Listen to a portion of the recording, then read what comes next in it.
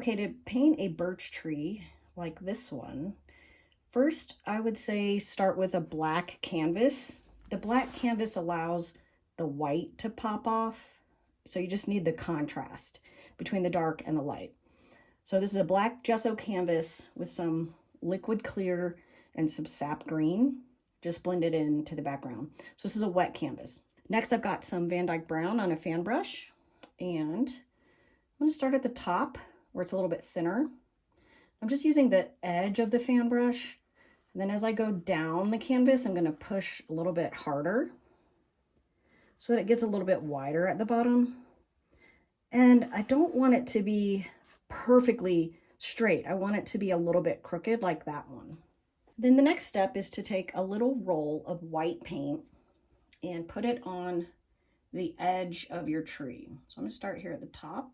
I'm just touching, and I'm hoping that different amounts will come off of the palette knife. I think it actually looks better when you, maybe every once in a while give it a little bit of a drag. I think it actually looks better when you have varied amounts of titanium white, sorry, not liquid white, when you have various amounts of titanium white on the side. So now I'm going to take a clean dry fan brush, and I'm just going to pull in a slight U shape that white from one edge of the tree, the edge that has the white on it, to the other. So I'm just pulling, making an ever so slight rounding motion. And now for my opposite side, I'm going to take a contrasting color. So since I use the sap green, and the sap green is kind of like a yellow green, I'm going to take a light blue. So this is just basically phthalo blue and some white mixed in. I hope you can see that.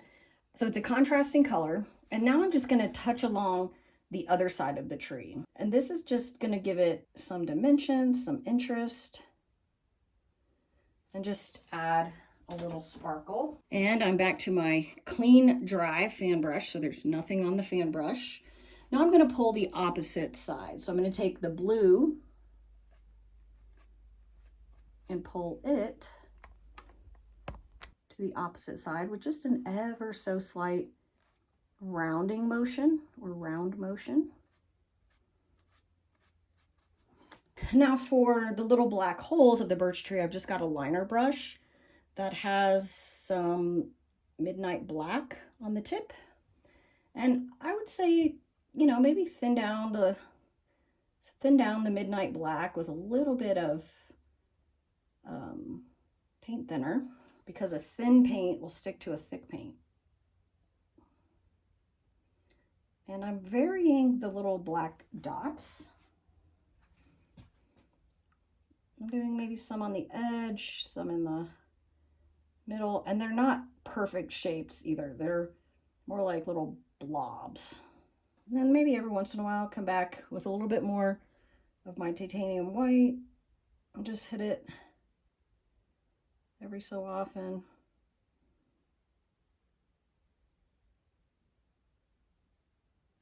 Just pull those highlights out.